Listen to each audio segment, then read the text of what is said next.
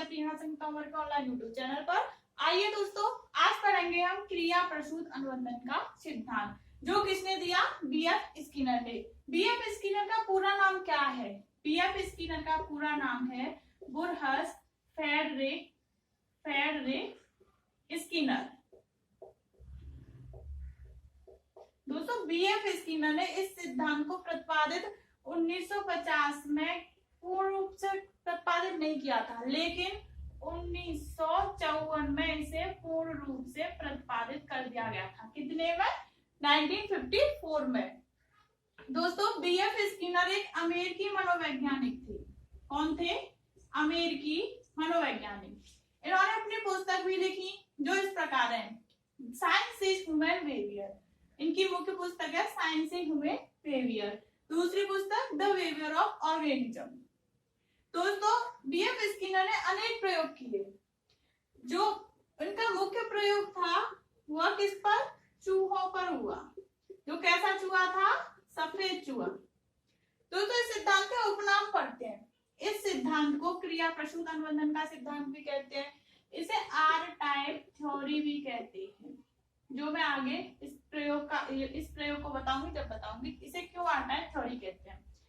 इसी सिद्धांत को साधनात्मक अनुबंधन का सिद्धांत भी कहते हैं, कार्यात्मक अनुबंधन का सिद्धांत भी कहते हैं, और इसे नैमित्तिक अनुबंधन का सिद्धांत भी कहते हैं। दोस्तों, आप इसका स्क्रीनशॉट ले सकते हो। मैं आगे इसका प्रयोग। दोस्तों, उन्होंने अपना प्रयोग किस पर किया? चूहों पर। जो चूहा कैसा था? सफेद चूहा। इन्होंने अपना प्रयोग कबूतरों पर किया था, लेकिन इन्होंने क्या किया? एक बॉक्स लिया, बॉक्स में चूहे को बंद किया। ये लोहे की जाली लगी हुई है। ये क्या हुआ है? लोहे की जाली लगी हुई है बॉक्स में, और एक यहाँ पर प्लेट लगी थी। ये यहाँ पर चूहा बैठा हुआ है, ये चूहा है। दोस्तों, यहाँ पर लाइट लगी हुई थी।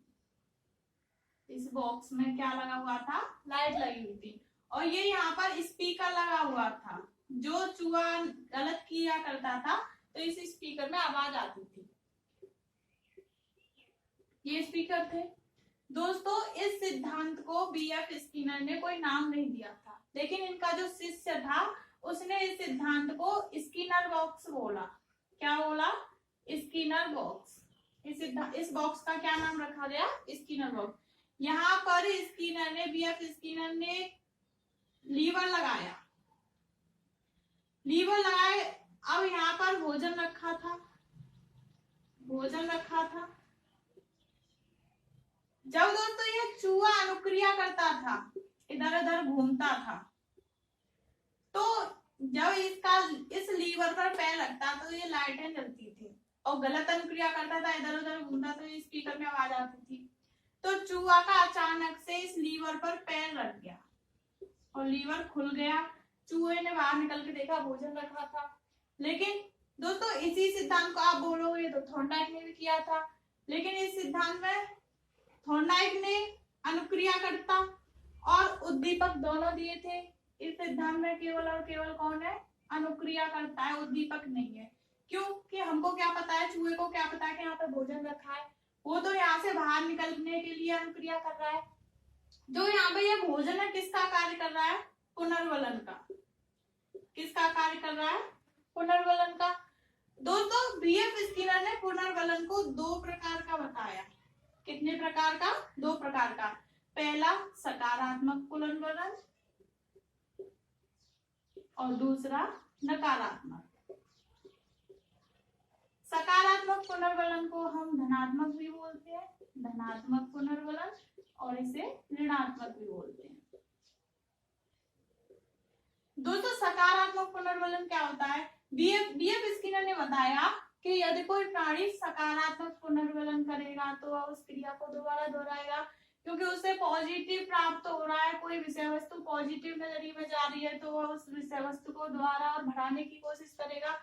यदि किसी प्राणी को नकारात्मक पुनर्वलन की प्राप्ति हो रही है तो वह उसी क्रिया को वहीं पर बंद कर देगा। दोस्तों, इस सिद्धांत का निष्कर्ष क्या निकला? इस सिद्धांत का निष्कर्ष देखते हैं। निष्कर्ष, बीएफ सिद्धांत को कितने कितने प्रकार का बताया? दो का, सकारात्मक और नकारात्मक। दोस्तों सकारात्मक पुनर्वलन क्या होता है कि आप किसी को पुरस्कार दे रहे हो। क्या दे रहे हो? पुरस्कार दे रहे हो, किसी की प्रशंसा कर रहे हो, किसी को सम्मान दे रहे हो, तो क्या होगा? सकारात्मक पुनर्वलन। अगर आप किसी को दंड दे रहे हो या किसी को डांट रहे हो या किसी से मना कर रहे हो, तो यहाँ क्या होगा? नकारात्मक पुनर्वलन। दोस्तों इस सिद्धांत में सर्वाधिक महत्व किसको दिया गया है? पुनर्वलन को सर्वाधिक महत्व दिया गया है। तो दोस्तों इस सिद्धांत के शैक्षिक महत्व पढ़ते हैं। ठीक है, शैक्षिक महत्व पढ़ने से पहले स्किनर ने क्या कहा था? यदि प्राणी को सही अनुक्रिया करने पर उसे तुरंत परिणाम की प्राप्ति हो जाती है, यानी तुरंत पुनर्वलन की प्राप्ति हो जाती है।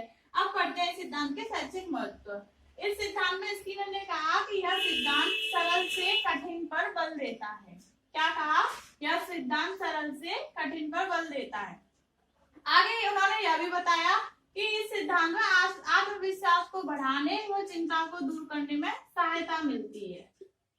इस सिद्धांत में आत्मविश्वास को बढ़ाने और चिंताओं को दूर करने में सहायता मिलती है। आगे उन्होंने यह भी बोला था कि शिक्षा में क्या उपयोग है इसका? रेडियो चलाना, कैमरा चलाना, टीवी चलाना इसी सिद्धांत पर आधारित होते हैं, यानी क्रिया प्रस्तुत अनुबंधन के सिद्धांत पर आधारित होते हैं।